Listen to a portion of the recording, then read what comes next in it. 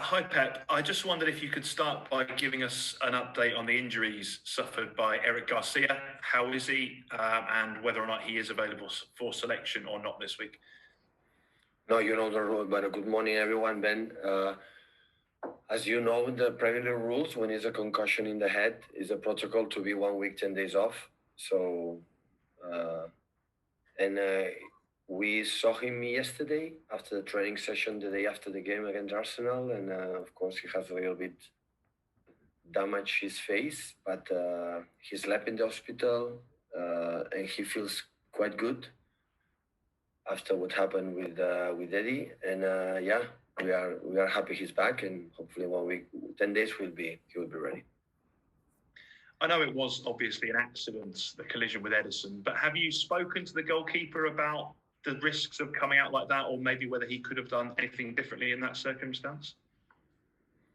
No, he has to be, the way we play, he has to be upfront, and it's a situation that he has to answer in just 1 second, 1 minute, and no, what 1 minute, in 1 second, and it's part of the football. So everybody knows that Edison doesn't want to hurt any opponent. Imagine when an opponent mate, so want to hurt a mate, so it's happened.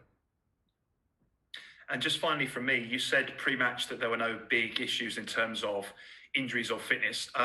John Stones wasn't in the squad. Was that a fitness issue, or was that a tactical decision, just given the number of... No, I forgot to tell you, because after the second training session, the third training session, I think so, after restart to training, he had a problem in his ankle, and is at the end of the part of his recovery.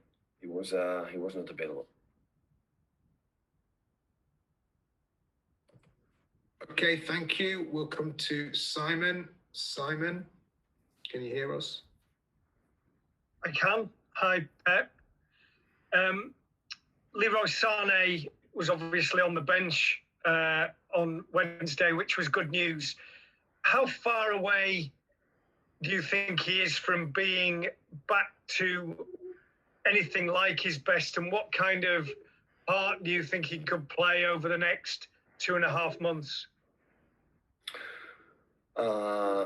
Well, we are in the first game, is in a part of the game, like the first 2 games against Arsenal and Burnley were so important to get our points, to assure as quick as possible our qualification for the next season. So, like, the Premier League is done with Liverpool, so we are 6-7 teams fighting for qualification to the Champions League. Always I thought, in the real world right now, qualification for the Champions League is like a title.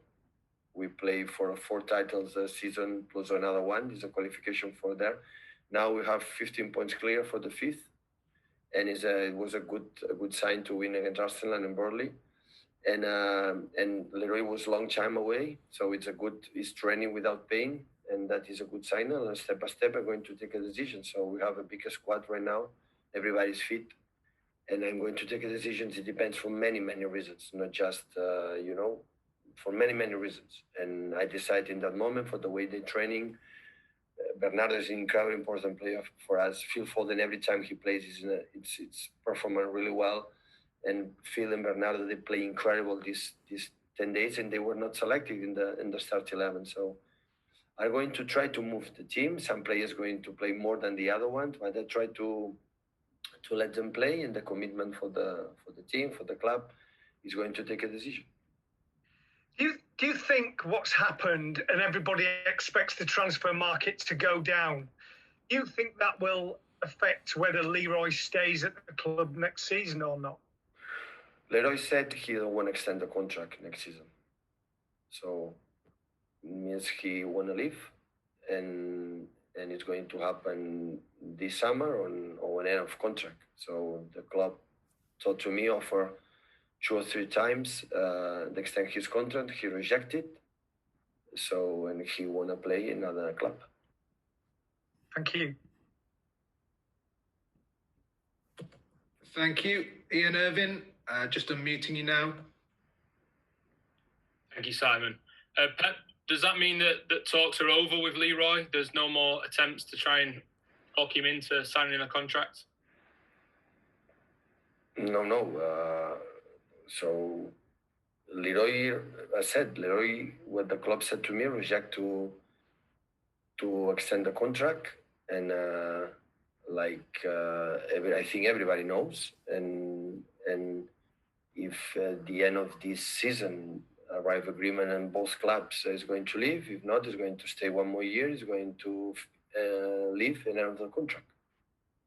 And just going back to what you were talking about in terms of managing the squad, like you say, you've got a lot of players to choose from. You've already said that you will rotate between these matches.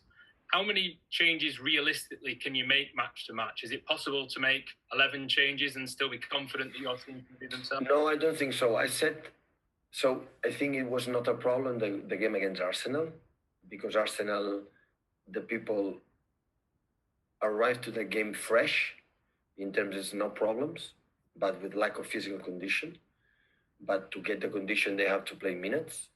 But the problem will be when you play every 3 days. In the next week, when we play after Burnley, we have Chelsea, Newcastle away, Liverpool at home, and every 3-4 days. And that is the problem when you have accumulate minutes in your legs with a lack of physical condition. That is when it starts the problem. And I'm not going to change 11 players every time, but of course I'm going to use the chance to make 5 substitutions in every game. For everyone must be fit. For in 1 month decide who is the player in best conditions to play the cup if we have lucky to go through against Newcastle and especially against Madrid. Thank you, Pep. Thank you, Ian. Just coming to the attendees now, we have a question from Fred Caldera. Fred?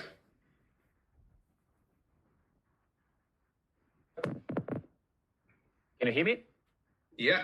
Okay, perfect. Hi, Pep. I know that your focus is on the next game, but and Champions League is miles away from now, but there is the possibility of you not playing the second leg with Real Madrid at the Etihad Stadium and yes, in Portugal. Do you think that this would change the fairness in the competition? We are going to double the UEFA say, so it's in an extraordinary situation right now all around the world, not just in football. So, and when the Premier League said we have to do it, we're going to do it. The UEFA says we're going to play away for the reasons I think for the healthy, for the security in our health situation. So we are going to follow their instructions. We would love to play in Etihad Stadium. That's normal. But I think UEFA decide to move on another country to play is more for security, for our health, for all of us, for the Madrid players and the staff, backroom staff, for all of us. So we are going to adapt what UEFA say. Thank you. I'll come to Ellie McDonald. Ellie.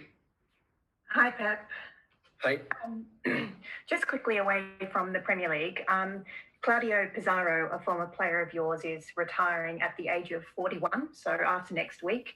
You obviously coached him during your spell at Bayern, and he said that you're the greatest coach he's ever had. What are your thoughts on his exceptional career?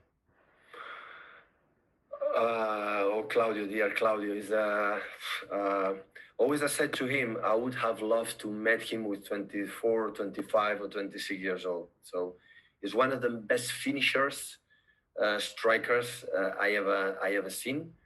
He's a striker, not just in the box. When he could drop and to play was magnificent. Remember, a little bit like Benzema, the quality that he has. An incredible human being. I had an incredible relation.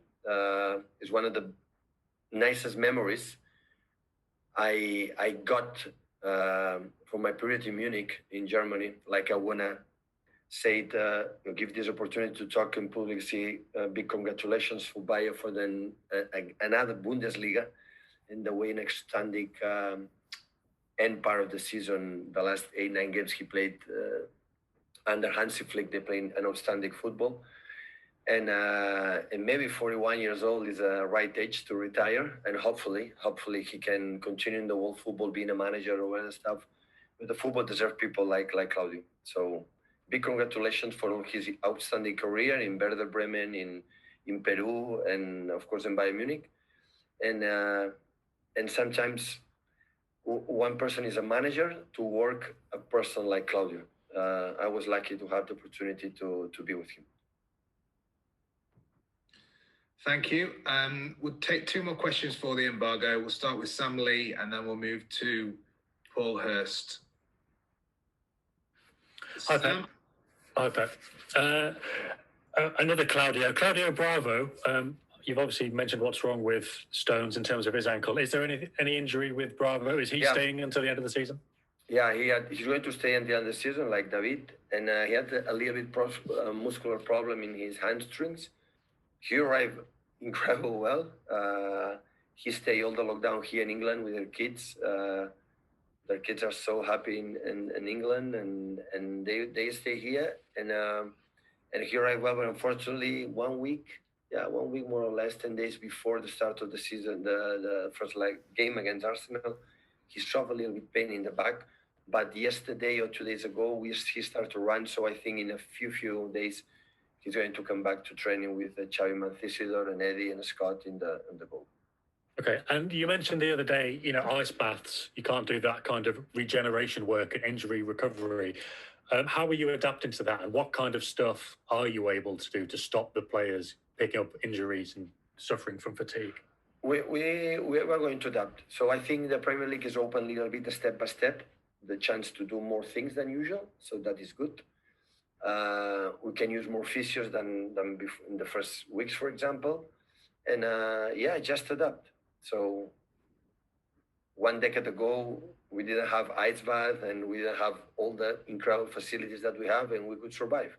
So we're going to adapt and survive what we have. When you have a good mentality and be positive and say, okay, before the massage taking 30 minutes, now we have to do it in 15 minutes, then we're going to do with 15 minutes. So the important is a good mentality, be positive, take care of yourself, continue to do your routines that make you comfortable before the training session and the games, and the rest, it's coming for themselves. Paul Hurst. Hi, Pep. Can you hear me? Yeah. I was just coming back to Leroy. How disappointing is it that he's not? He doesn't want to extend his contract. He's a player that you've invested a lot of money in and invested a lot of time and faith in as well. No, I'm not. I'm so disappointed. Of course, when we make an offer on players, because we want him. He's a young player with incredible potential, with incredible quality, special quality that is difficult to find all around the world.